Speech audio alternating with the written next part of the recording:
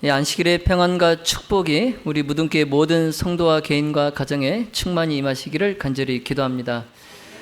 우리 장로님께서 아까 기도하실 때에 강사 목사님의 성을 바꿨다고 정정해 달라고 하셔가지고 김낙형 목사님이신데 이낙형 목사님이라고 우리 먼저 시작하기 전에 함께 제창하겠습니다. 하나님은 아멘. 오늘은 야고보가 우리에게 주는 10가지 교훈 6번째 시간입니다. 오늘 제목은 혀를 다스리라. 혀를 다스리라. 제가 두 개의 제목을 이제 두고 생각을 하다가 혀를 다스리라로 이제 선택은 했는데 말을 주의하라 이 제목도 제가 생각을 해봤습니다. 말을 주의하라. 우리 이 제목으로 하나님의 말씀을 전하겠습니다. 지난 안식일에 행함으로 믿음을 보이라 이 말씀을 전했는데요. 여러분 기억하십니까? 우리 김가일 목사님께서 설교 노트를 적으라고 이렇게 권면하셨는데 여러분 기억나세요? 지난 안식일 말씀 기억나세요? 설교 노트 적으신 분들만 기억나실 겁니다. 예. 지난 안식일에 이어서 이제 오늘은 행위로 믿음을 증명하는 것에 이어서 이제 말로 믿음을 증명하는 것으로 이동을 합니다. 말로 믿음을 증명한다. 먼저 우리 본문 말씀, 하나님의 말씀 신약성경 야고보서 3장 2절에서 8절의 말씀을 함께 보겠습니다. 신약성경 야고보서 3장 2절에서 8절 말씀입니다. 우리가 다 실수가 많으니 만일 말에 실수가 없는 자면 곧 온전한 사람이라 능히 온 몸에 굴레 씌우리라. 우리가 말을 순종케 하려고 그 입에 재갈 먹여 온 몸을 억어하며 또 배를 보라 그렇게 크고 광풍에 밀려가는 것들을 지극히 작은 키로 사공의 뜻대로 운전하나니 이와 같이 혀도 작은 지체로 돼 큰 것을 자랑하도다. 보라 어떻게 작은 불이 어떻게 많은 나무를 태우는가. 혀는 곧 불이요 불의의 세계라. 혀는 우리 지체 중에서 온 몸을 더럽히고 생의 바퀴를 불사르나니 그 사르는 것이 지옥불에서 나느니라. 여러 종류의 짐승과 새며 벌레와 해물은 다 길들므로 사람에게 길들었거니와 혀는 능히 길들일 사람이 없나니 쉬지 아니하는 악이요 죽이는 독이 가득한 것이라. 아멘.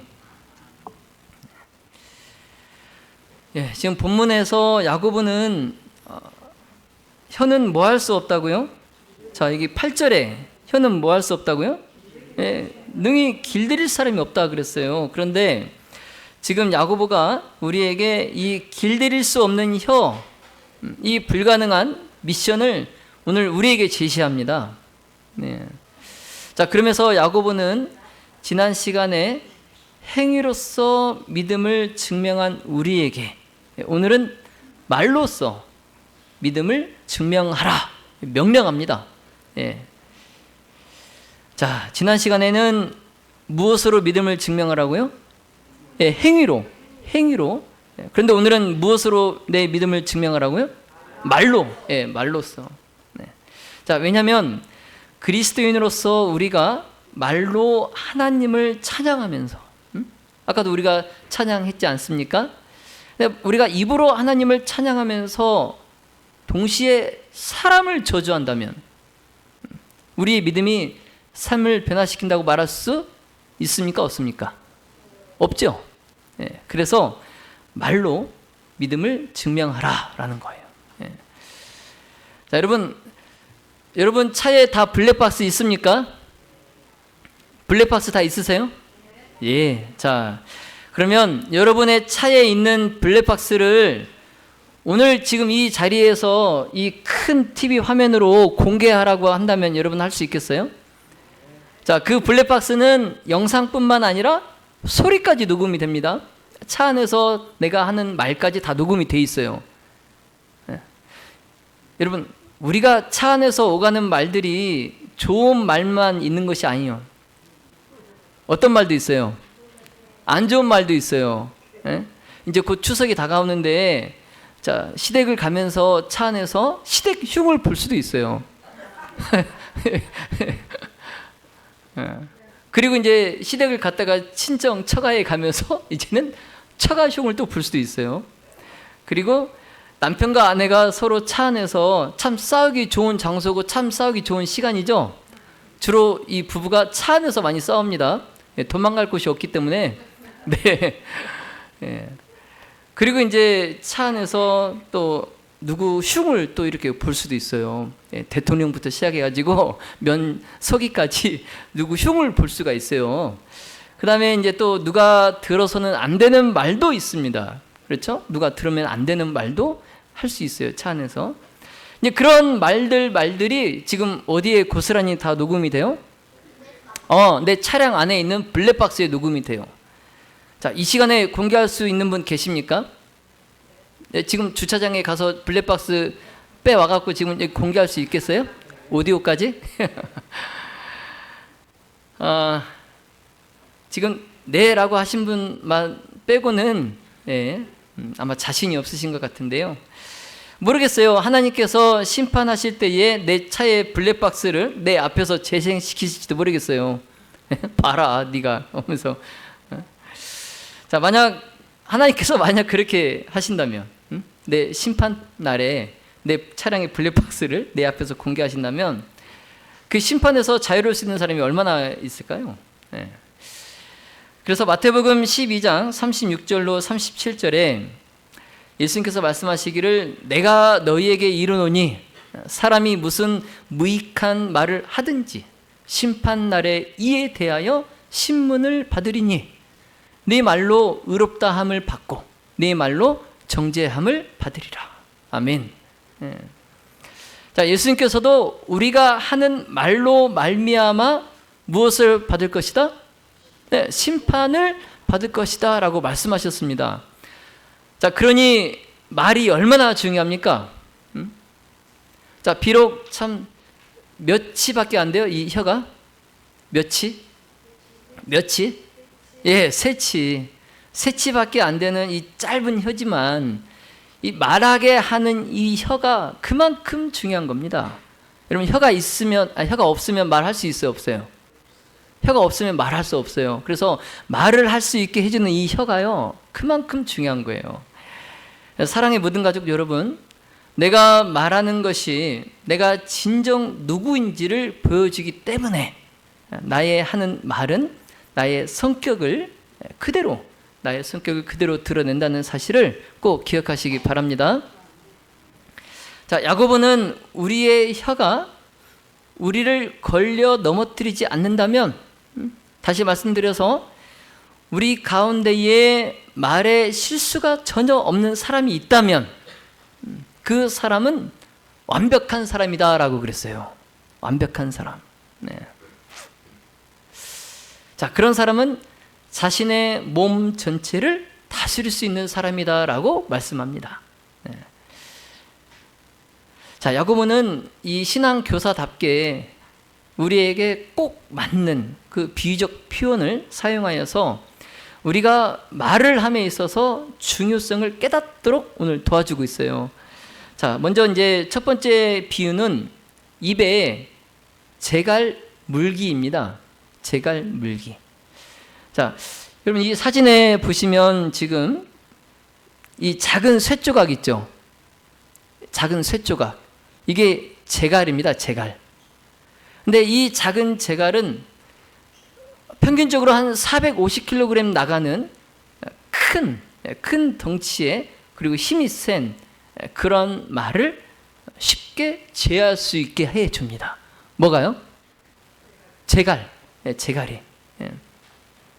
그래서 이제 이 재갈은 말을 제어하는데 도움이 돼요.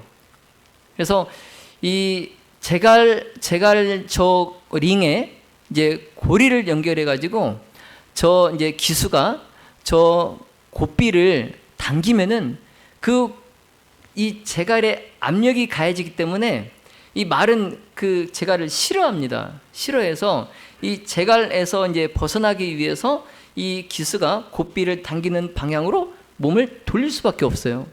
예. 그래서 아무리 덩치 큰 말이라도 이 그냥 곱비 하나로, 저 제갈 때문에, 저 제갈 하나로 마음대로 이 말의 방향을 조정할 수 있는 겁니다.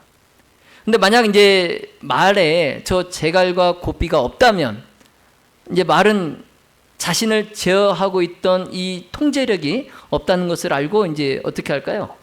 네, 원하는 곳으로 가고 말이 이제 원하는 것을 할 겁니다. 마음대로. 예. 그래서 아무도 이제 그 말을 통제할 수 없게 되죠. 제갈이 없으면. 그래서 이 말의 입에 이 제갈을 무는 것처럼, 우리 혀에 뭘 물어야 돼요? 우리 입에 뭘 물어야 돼요? 제갈을 물어야 돼요. 자, 두 번째 비유는 이제 큰 배를 조종하는 작은 키입니다. 키. 작은 키.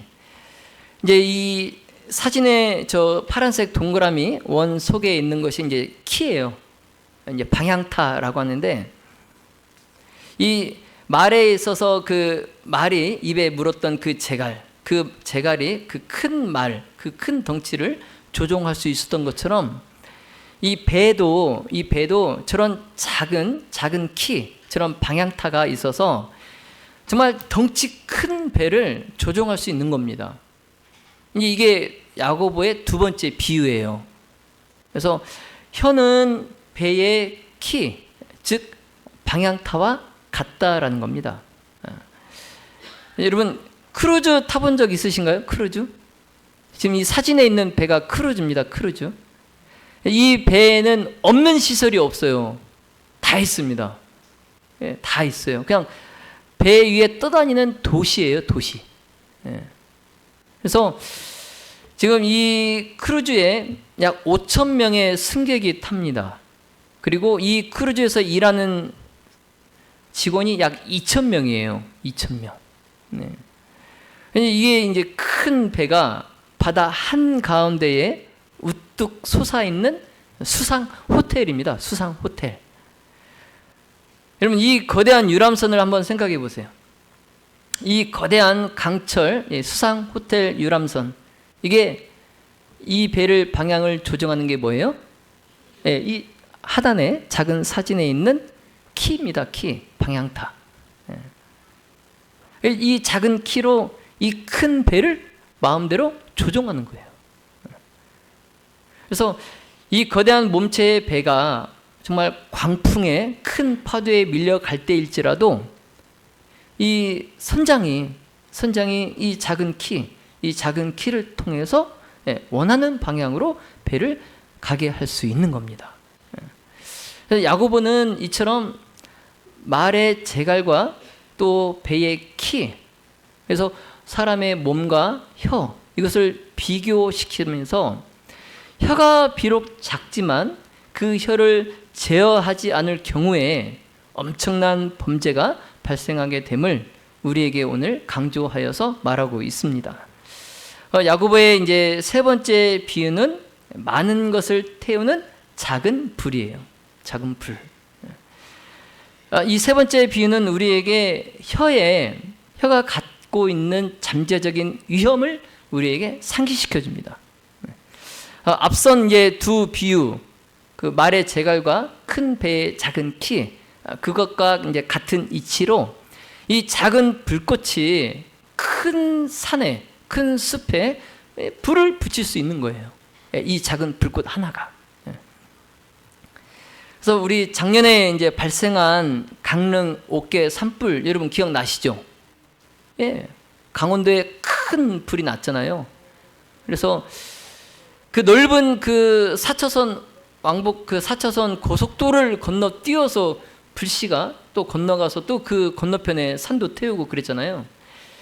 그래서 이 강릉 옥계 이 산불 피해 면적이 축구장 면적의 약 700개에 해당하는 어마어마한 넓이에 약 500헥타르 정도 이 면적이 완전히 전소되었어요. 이 불로. 그런데 이 산불의 원인은 방화였습니다. 방화.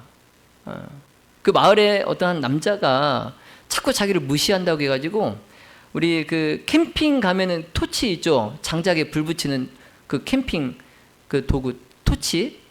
그 토치로 이제 자기 집에 불을 붙이다가 이제 불씨가 산에 옮겨서 이렇게 큰 산불이 된 거예요.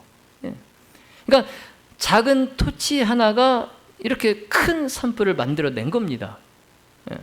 이처럼 사람의 혀는 작은 불꽃이지만 수백 명의 생명을 불태울 수 있어요. 자, 마찬가지로 이제 통제되지 않은 이 혀는 사람의 인격을 암살하고 사람의 명성을 파괴시키고 심지어 이제 교회를 망칠 수도 있습니다. 뭐가요? 혀가. 그래서 우리가 하는 말은 단합을 이루기도 하지만 또 그 공동체를 뭐 할 수도 있어요? 무너뜨릴 수도 있어요. 그래서 혀는 교제를 장려하거나 반면에 그 교제를 파괴할 수도 있습니다. 그래서 그만큼 혀는 작지만 강력한 힘을 가진 존재예요. 강력한 힘을 가진 존재입니다. 그래서 야고보가 이런 혀의 능력을 이제 이렇게 앞절에서 이제 확립을 한 뒤에 이제 5절의 마지막 부분에서 그가 통제할 수 없는 불의 이미지를 이제 소개합니다. 통제할 수 없는 불의 이미지를. 그래서 야고보서 3장 5절에 보라 어떻게 작은 불이 어떻게 많은 나무를 태우는가. 고대 사회에서 이 통제불능의 화재만큼 두려운 재난이 없었습니다. 물론 뭐 가뭄도 있었고 홍수도 있었고 뭐 지진도 있었겠지만 이 통제가 되지 않는 이 화재만큼 두려운 재난도 없었어요. 그래서 특히 이제 고대 사회 때 그 건기 때 그때 발생한 화재는 뭐 물이 없기 때문에 거의 뭐 진압이 거의 불가능하죠. 그게 다 타고 이제 더 이상 태울 게 없을 때 그때 이제 뭐 자연적으로 꺼진 때까지 그냥 기다리는 수밖에 없죠. 그래서 이 작은 불꽃이 정말 그 공동체 큰 숲에 막대한 피해를 자주 입혔습니다. 고대 시대 때. 그래서 이와 같이 이 마른 풀밭에 특히 이제 우리가 겨울이 되면 이제 건조하기 때문에 더 특히 이제 산불에 주의하라고 하는데 이 말라 있는 이 건조한 때에 그 마른 풀밭에 마른 숲에 던져지는 이런 부주의한 뭐 성냥불이나 담뱃불 이런 것처럼 우리의 말은 상대방은 물론이고 내 가족과 내 이웃, 내 주변을 다 불태울 수 있는. 그래서 야고보서 3장 6절에 혀는 곧 불이요 불의의 세계라. 혀는 우리 지체 중에서 온 몸을 더럽히고 생의 바퀴를 불사르나니 그 사르는 것이 지옥불에서 나느니라. 참 어찌 보면 우리의 혀는 이 지옥과 관련이 있습니다. 지옥. 여기 지옥은 이제 우리가 일반적으로 생각하는 뭐 영원히 죽지도 못하고 고통받는 그런 지옥이 아니라 게헨나라는 단어입니다. 게헨나. 근데 이 게헨나는 예루살렘 외곽에 쓰레기를 버리는 장소의 이름이 게헨나예요. 그래서 그 쓰레기가 끊임없이 타오르는 그 쓰레기 처리장의 이름이 게헨나였습니다. 지옥. 그래서 이 장소는 이제 영원한 고통에 끊임없이 타오르는 그러한 그 불의 실체에 대한 비유로, 은유로 이제 사용이 되었습니다. 은유로. 그래서 이게 실제 하는 그런 지옥이 아니라 그것을 그냥 비유로서 사용하는 그러한 단어입니다. 그래서 예수님께서 이 11번을 이제 이 단어를 사용을 하셨고 야고보가 3장에서 한 번 이제 사용을 했습니다. 지옥. 자, 그런데 우리는 말할 때에 가끔 우리 입에서 이제 더러운 하수가 이제 쏟아져 나오죠. 깨끗한 상수가 나오는 것이 아니라 가끔 이제 더러운 하수가 우리 입에서 나올 때가 있어요. 그런데 우리의 이 통제되지 않고 나오는 말, 이 말로 얼마나 많은 사람들이 고통을 받고 또 상처를 받았는지. 잠언 26장 20절로 또 21절에 보시면 나무가 다하면 불이 꺼지고 말장이가 없어지면 다툼이 쉬느니라. 여러분, 아까 불이 고대 사회에서 불이 언제 어떻게 꺼진다고요? 더 이상 뭐 할 게 없으면? 태울 게 없으면 자연적으로 꺼져요. 근데 지금 여기 잠언의 말씀에 불이 어떻게 꺼져요? 나무가 다 없어지면, 더 이상 탈 나무가 없으면 불이 꺼지고, 또 다툼은 어떻게 없어집니까? 다툼은 누가 없어지면? 말장이가 없어지면 다툼이 사라지게 돼 있어요. 그래서 숯불 위에 숯을 더하는 것과 또 타는 불에 나무를 더하는 것 같이 다툼을 좋아하는 자는 시비를 일으키느니라. 실컷 두 사람이 싸우는데 실컷 말려놨는데 또 누가 와가지고 뭐예요? 장작을 또 보태요. 이거 꺼져가네, 안 되지 하면서 장작을 또 보태요. 한마디 또 보탭니다. 그럼 간신히 이렇게 이제 화해가 되고 막 그러는 분위기에서 갑자기 또 이제 사나워지는 거예요, 분위기가. 우리가 종종 세상을 악하다고 말하지만 사실은 우리가 내 입에서 시작한 이 불이 순식간에 이 세상을 악한 세상으로 만든다는 것, 여러분 한번 생각해 보시기 바랍니다. 작은 불꽃이 숲 전체에 이 불을 붙일 수 있는 것처럼 말도 인간관계를 화염에 휩싸이게 할 수 있어요. 화염에. 여러분, 우리의 말은 우리의 삶의 방향을 더럽히고 또 깨끗하게 할 수도 있어요. 양날의 검입니다. 양날의 검. 야고보서 3장 8절에 혀는 능히 길들일 사람이 없나니 쉬지 아니하는 악이요 죽이는 독이 가득한 것이라. 여러분, 혀는 불안한 악이고 또 치명적인 독으로 가득 차 있다 지금 말씀하고 있어요. 자, 이렇게 우리 입은 지금 뭘로 가득 차 있어요? 독으로 가득 차 있기 때문에 우리는 이 독이 든 유리병처럼 혀를 조심스럽게 다뤄야 됩니다. 이 독극물이 들어있는 그 유리병을 다루듯이 우리의 혀를 조심스럽게 다루어야 돼요. 그래서 사도 바울은 모든 사람이 죄를 지었다, 의인은 한 사람도 없다, 이것을 주장을 펼치면서 혀의 죄에 대해서 이렇게 말합니다.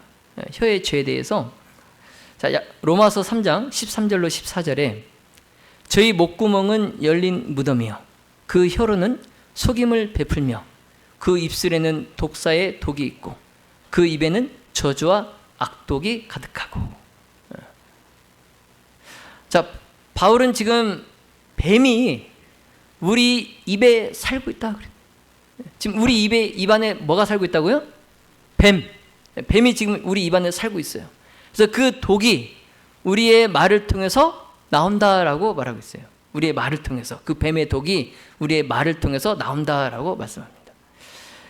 여러분, 이만큼 혀는 정말 놀라우리만큼 파괴하는 힘이 있어요.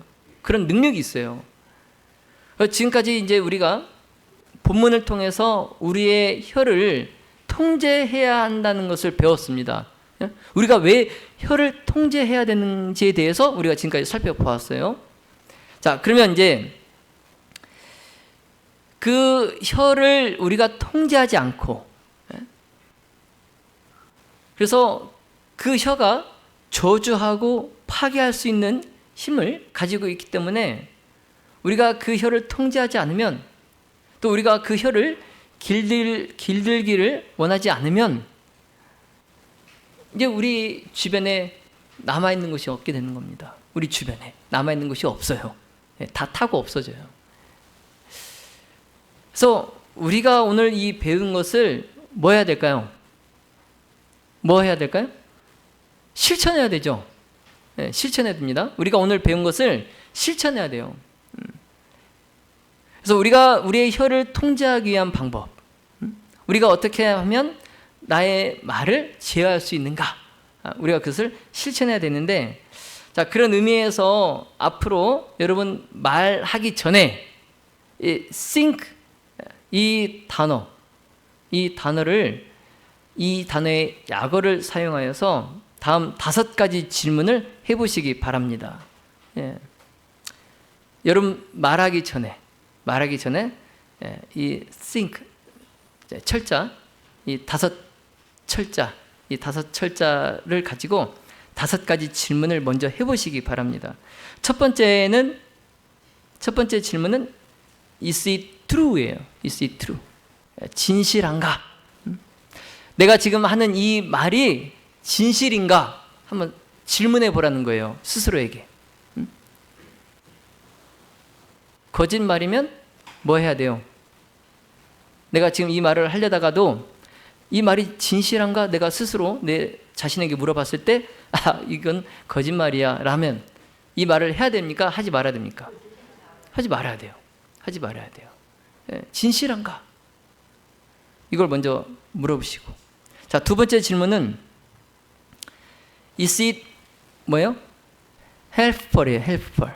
뭐예요? 이 말이 유용한가?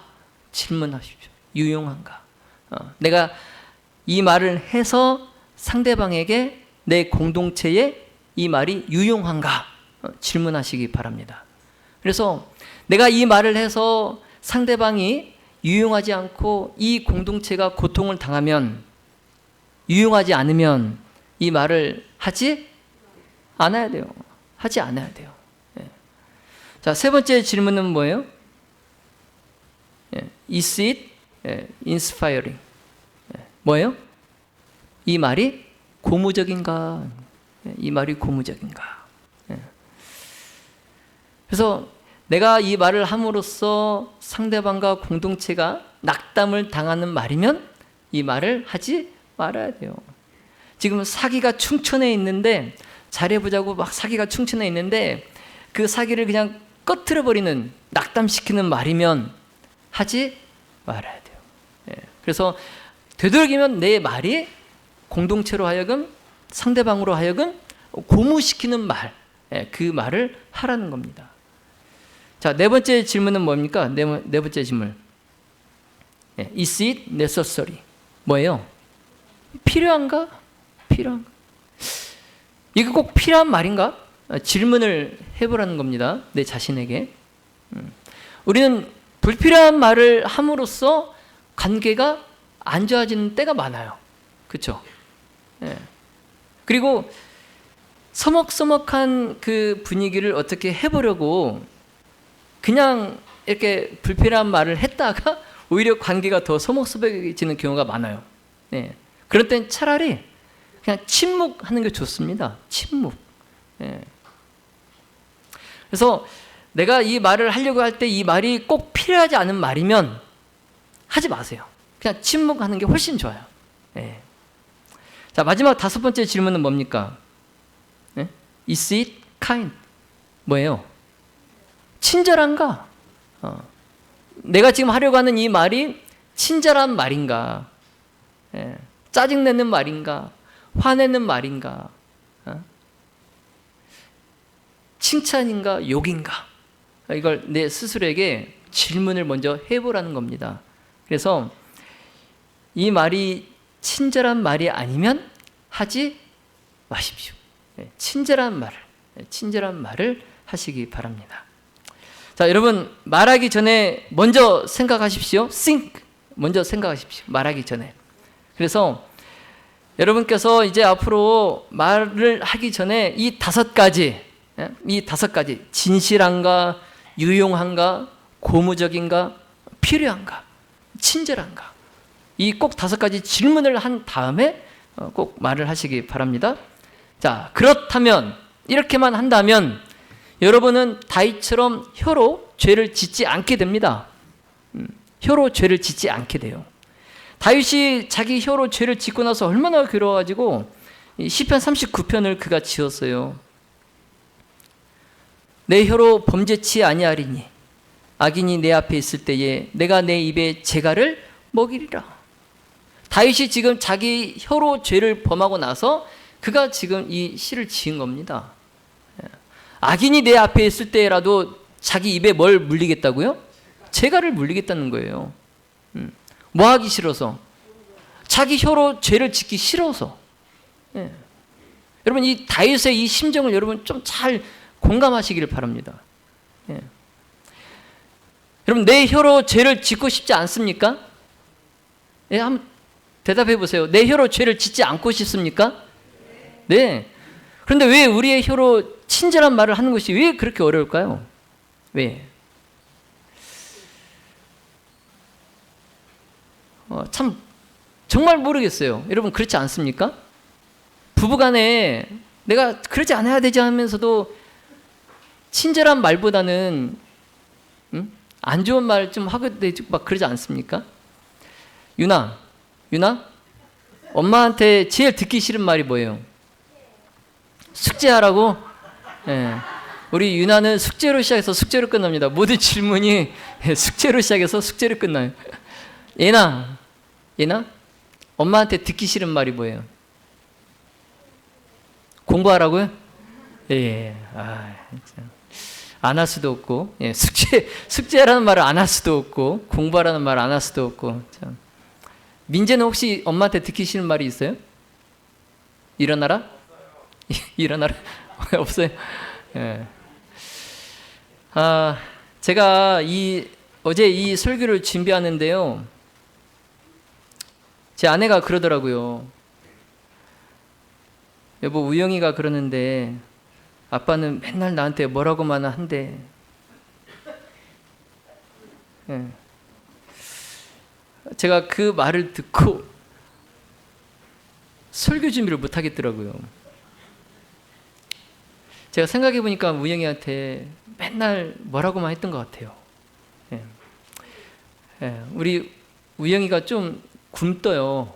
나무늘보처럼. 예. 행동이 좀 굼뜨고 야무지지 못해서 이제 좀 잔소리죠. 예, 잔소리를 많이 하는 편인데 우리 우영이가 착해서 이제 그것을 이제 아빠한테 말은 하지 못하고 이제 엄마하고 둘이 차를 타고 치과에 갔다 오면서 이제 엄마한테 그랬나 봐요. 아빠는 맨날 나한테 뭐라고만 합니다.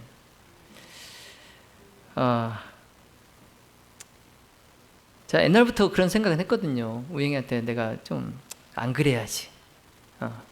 격려하고 좋은 말도 하고 칭찬을 또 많이 해줘야지.